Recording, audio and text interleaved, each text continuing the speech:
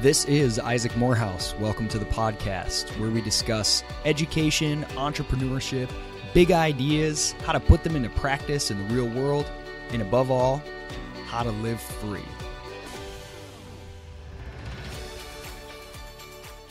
Why haven't you read this book? That is the title of a new book of which I am the editor. I also contribute the introduction and the conclusion. This is a really, really fun book, and it was a thrill. It was a very exciting project to put together. It's a series of 10 different stories from 10 different authors, and all of them are about flipping the burden of proof. Instead of asking why to do something big and crazy and different and out of the norm, ask why not?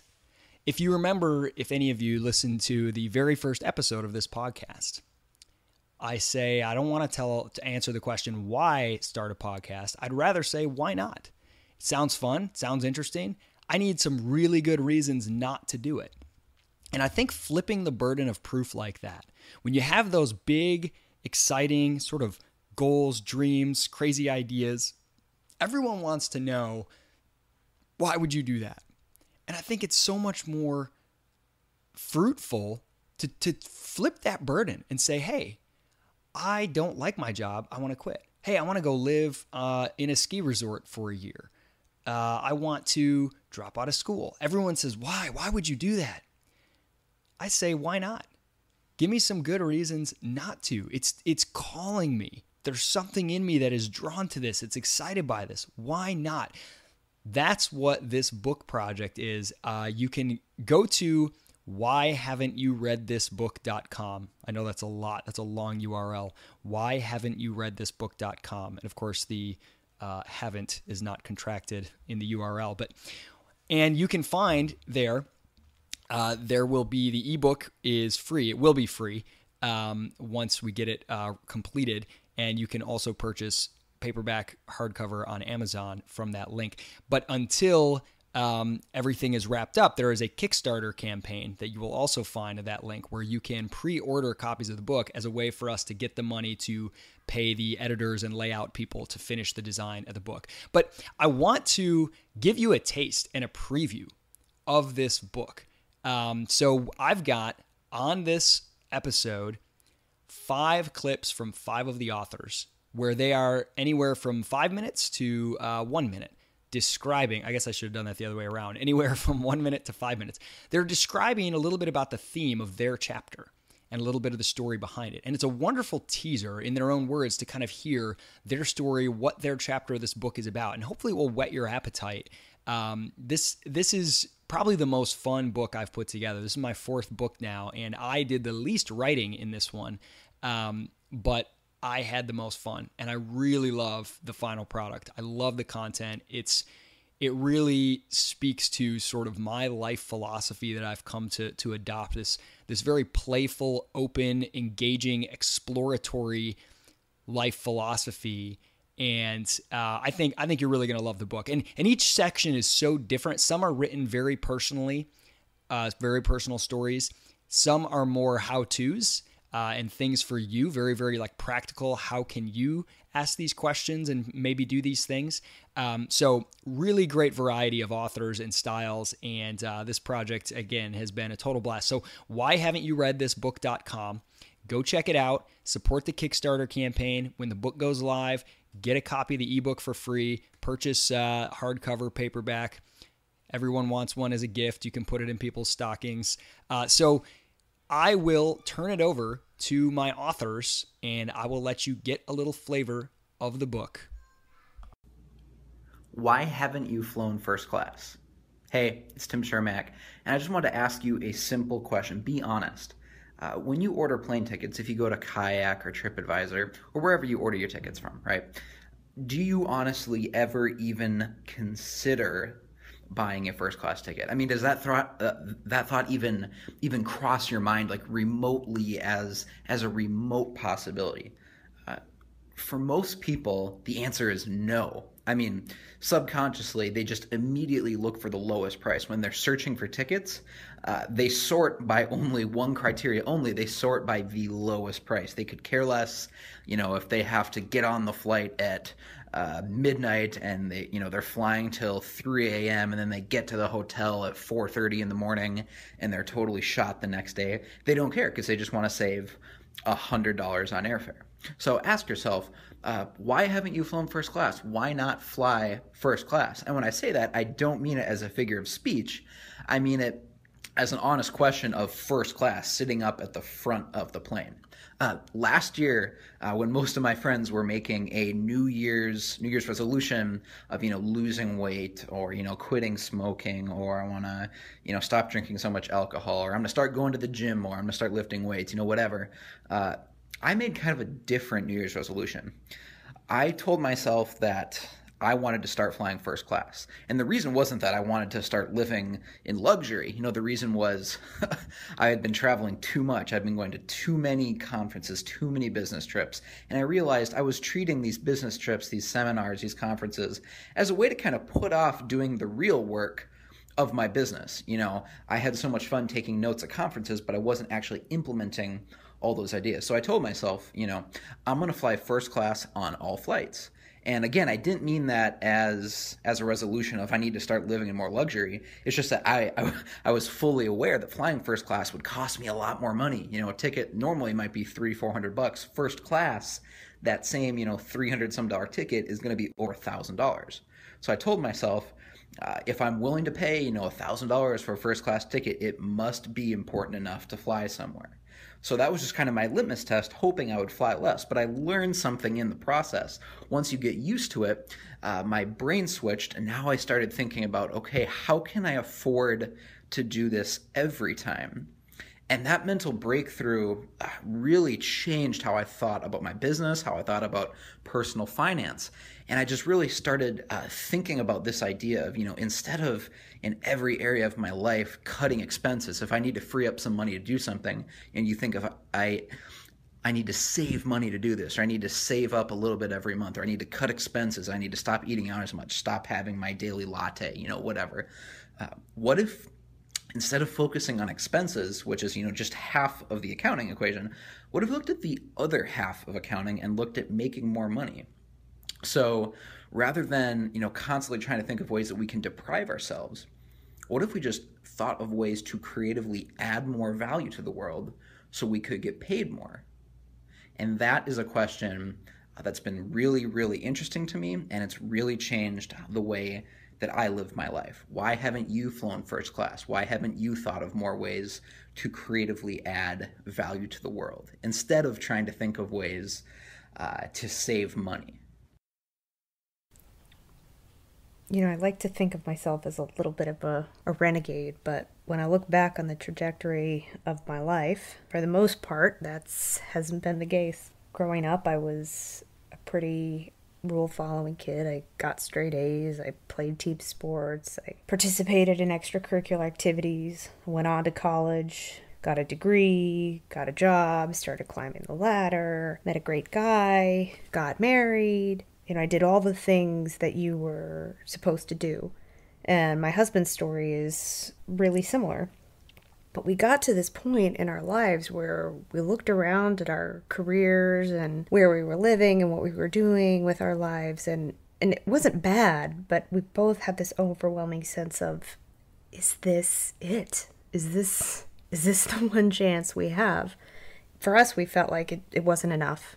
It just wasn't enough. So we decided to quit our jobs and travel the world. When we announced to our friends and colleagues and families that we were quitting our jobs, we of course got the whys. Why would you quit your good paying jobs? Why now? Why Asia, which is where we were starting? All the questions I think you would expect. But what was really interesting was the more frequent response was one of regret. So many people in our lives, colleagues, friends, family, so many people expressed either the desire to do the same thing or regret at not having taken the opportunity to do the same thing. And so when Isaac asked me to share my story in this book, I jumped at the chance because I felt like it was an opportunity to inspire people that were maybe sitting on the fence, like we were, honestly, for a while, or people that that thought, oh, my time has passed, to look at the opportunity again, to ask themselves, why not, as this book posits, and then to genuinely examine their answers to the why not. I also really wanted to tell our story not just to inspire people, but to give people a dose of reality. For us, traveling the world was an amazing experience, but it was difficult in ways we did not imagine, and we were challenged so much more than we thought going in. And so I thought it was really important for people to hear, sometimes when you pursue your dreams, it's not always what you thought it would be. You surprise yourself, you surprise the people around you, and I thought it was really important to paint a realistic picture.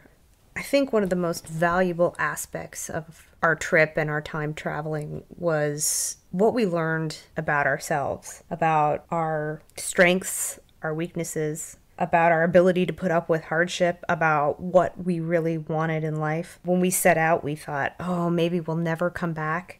We'll become famous travel bloggers and we'll travel forever. And we really didn't feel like the life we had before was the life for us. And as it turned out, and it shocked the hell out of us, our old life was actually not so bad. There were a lot of things about it we really liked and didn't appreciate. So we ended up coming back earlier than we thought. We traveled for exactly 365 days. I accepted a job at my previous employer. I still work 9 to 5. And it's not bad. There are times when we asked ourselves, whether we made the right choice. Given the million alternatives we could have taken, we could have moved somewhere else, we could have traveled around the US, we could have opened our own business. Was this really the right way to spend our time and our hard-earned money? And, I keep arriving at a different question, one that I pose in my chapter, which is what if? What if we had never pursued that dream to travel? And the answer is not good. I think we would have wondered forever. I think we would have regretted forever, like so many people expressed to us, not taking that chance, not pursuing that dream. It would have always been sort of this albatross around our neck of, man, we could have gone and done this, but we didn't. We really missed out. And so I think that's been one of the most valuable things, is just being able to say, I know what that's like. I went out there and I did it. And parts of it were good and parts of it were bad and parts of it were boring. But I know I experienced. And that is so, so valuable. So I encourage you, as you read through this book, to ask yourself an additional question. What if? As you read the stories and hear the advice that the people in this book have to share, think to yourself, what is my dream and what if I pursued it? What if I didn't? What would that life be like? This is TK Coleman, and my chapter of the book is called Why Haven't You Auditioned for American Idol? In that chapter, I tell the story about a time in my life when a close friend of mine who knew of my passion for music called me up and challenged me to audition for the show. Unfortunately, the timing was bad. I was in the middle of grad school. I was very comfortable. I was in a good place, enjoying my life. And to be quite honest, I had managed to dismiss many of my artistic pursuits as unrealistic. And I moved on and decided to live a good, responsible adult life. My friend was persistent and persuasive. And in this chapter, I talk about the inner journey I had to go through in order to call up all of those old artistic passions, face the fears I had about giving them a shot, and the crazy and wild things I did in order to prepare myself for the audition once I defeated my demons and decided this is what I was going to do. Ultimately, I talk about the lesson I learned about life, success, and myself as a result of accepting my friend's challenge. So it's a great story with lots of valuable lessons about courage, fear, following your dreams, and why I think the most important thing to be gained from following your dreams isn't success. Why haven't you started a business?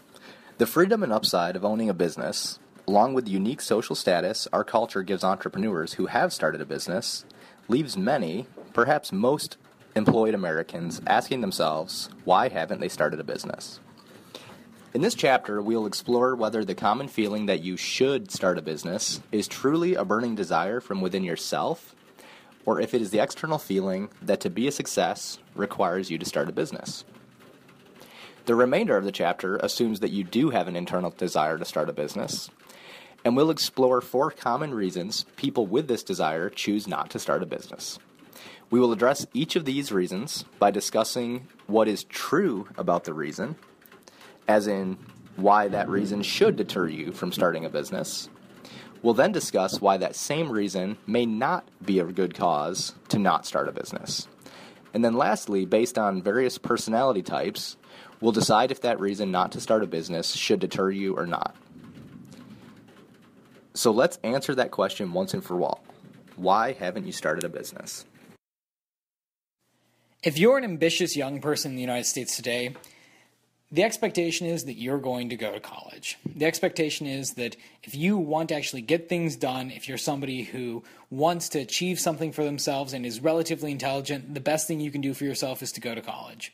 Now, depending on your relative intelligence to everybody else and your relative ability to succeed compared to your peers, you might be expected to go to Stanford instead of your local state university, or you might be expected to go to your local state university rather than your community college. But the expectation is that you're going to go to college.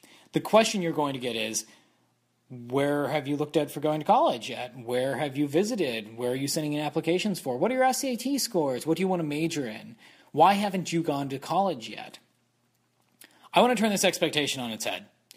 And I want to make the case that if you're an ambitious young person in the United States today, if you're an ambitious young person anywhere in the world today, the best thing you can do for yourself is to go out there and get your hands dirty in the marketplace. Not only in the marketplace of goods and services, but in the marketplace of ideas. I want to ask the question, why haven't you dropped out of school? Tech billionaire Peter Thiel says in his book 0 to 1 that all Rhodes Scholars had a bright future in their past. He's trying to make the point in this that ambitious schooling is kind of like this nightclub that we go to where we see ourselves with a bright future, but we never actually build it. We never really have a thing that we actually strive towards while we're there. We just strive towards the next level, and we go through like some consumption goods while we're in it. And I think he's absolutely spot on. As somebody who experienced an Ivy League education from a relatively rural middle-class background, I think that Thiel's analysis of elite higher education is spot on, and I think that it probably applies to most education. And I want to make the case that rather than being asked, why haven't you gone to school? Why haven't you gone to college?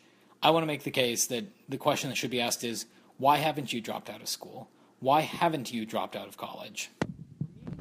That's where my story begins, asking myself that question. And I'm incredibly glad that I did. My life has been the better for it. Okay, so you just heard from Tim Shermack, whose chapter is Why Haven't You Flown First Class? Courtney Dare, whose chapter is Why Haven't You Traveled the World? Who came up next? TK Coleman, whose chapter is Why Haven't You Auditioned for American Idol? Levi Morehouse, whose chapter is Why Haven't You Started a Business? And Zach Slayback, whose chapter is Why Haven't You Dropped Out of School? The other authors on this project, who you did not get a teaser from, also include Ben and Nicole Angelo, Why Haven't You Moved to a New City? Jeffrey Tucker, who's been on this podcast before, Why Haven't You Written a Book? Peter Niger, Why Haven't You Quit Your Job? Anthony Davies, Why Haven't You Had a Bunch of Kids? And Bob Ewing, Why Haven't You Climbed a Mountain? And as I said, I do the intro and conclusion of the book. Super, super fun project. I'm really excited about this. Go to whyhaven'tyoureadthisbook.com. Be a part of the Kickstarter campaign. Help us get this thing off the ground. What you're getting is a good deal on basically pre-ordering a paperback and or a hardcover or both. And those are a slight discount over what they'll be when they go live.